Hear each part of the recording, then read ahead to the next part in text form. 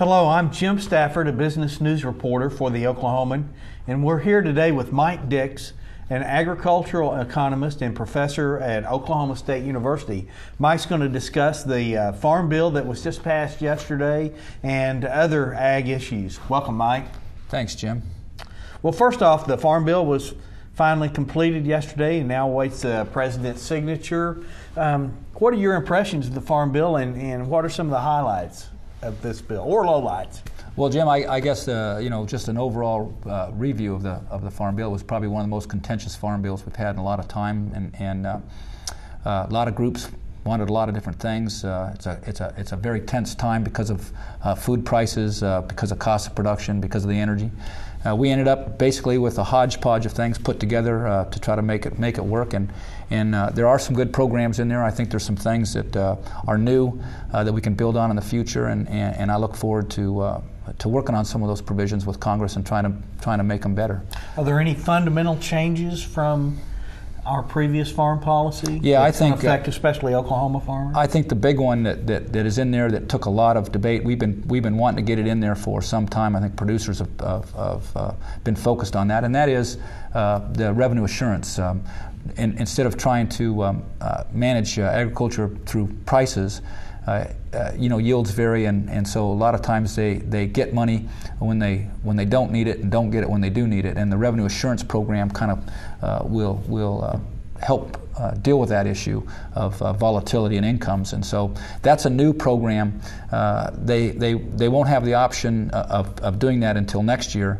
But I don't really like the way that it's been developed. But the fact that it's in there and that we can move and build on that is a very good program. And then there's also a permanent disaster. In the past, what we've done is when there has been lots of yield problems, prices go up, and then there's cost savings in terms of the commodity programs because we don't have to pay them because prices are high. Right. And so we typically use that money to pay that disaster assistance, and it sometimes takes 2 or 3 years to get that done. And what they've done this time is sort of build that into the program so that it's recurring. They don't have to go and ask each time for disaster assistance to be added on. So those are some interesting programs. There's some changes in the conservation programs. There's some new energy stuff. There's quite a few. Like I said, there's quite a few new things in there. I don't know how consistent the bill is, and that's what we'll see. But it is. We did get it done. That's the most important thing, and then we can move on. Okay. Well, let's move to the topic of the world food shortage that we've been hearing a lot about in the last couple of months. I wanted to ask you your thoughts on how much of the what's behind the food crisis and how much is related to energy and rising costs.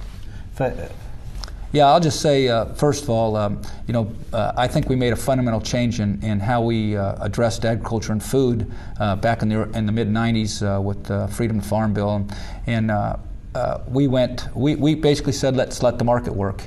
And of course, agriculture is very volatile because of weather. So you have years where you have high yields and low yields. So in the previous years, we managed that with supply. We tried to maintain a certain level of capacity greater than what we needed, so that we would never have food shortages. We got caught that way in '73, '74, and so we put policies in place that wouldn't happen. Well, all those years we had lots of surplus, and people said, well, we just don't need these programs anymore. And of course, what people don't realize is that across the world, while output is increasing, it's increasing at a decreasing rate, and demand is continuing to go up, and that output is becoming more variable every year. So you might have a lot one year and a little the next year. And so as we went out into the future, when we looked at it back in the mid '90s, we could see that at some point that variability with that increasing that output that's increasing at a decreasing rate and that increasing demand, at some point you're going to have the probability where supply is going to be less than demand. You're going to get these price spikes. Well, here we are.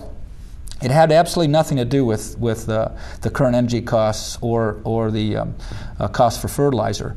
It's fortunate for farmers that we have this high price spike at the same time where we're having these run up in input costs. Otherwise, we'd have had a lot of people go out of business.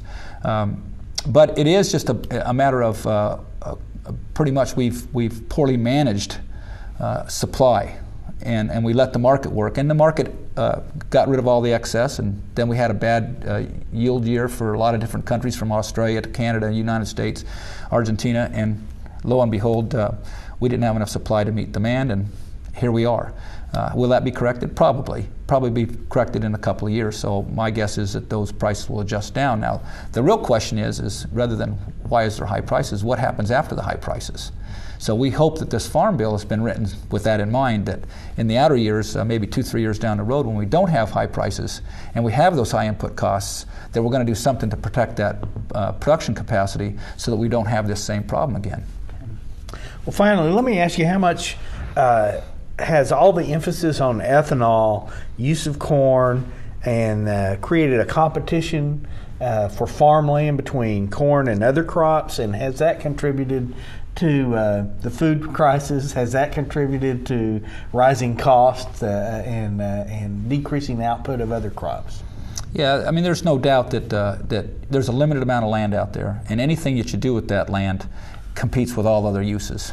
So no matter what, whether we're going to use switchgrass to grow feedstock for cellulosic ethanol, or whether we're using corn, there's only a limited amount of land out there, and you're going to start grabbing up that. And if some of it's going to energy, that's going to take away from some of the food supply. But I think at this point, I don't know that we have a shortage of land for production. It's just a matter of how we're going to use that and how we're going to manage that land. And again, that's something in my belief is that that's not something we want to leave to the market to determine.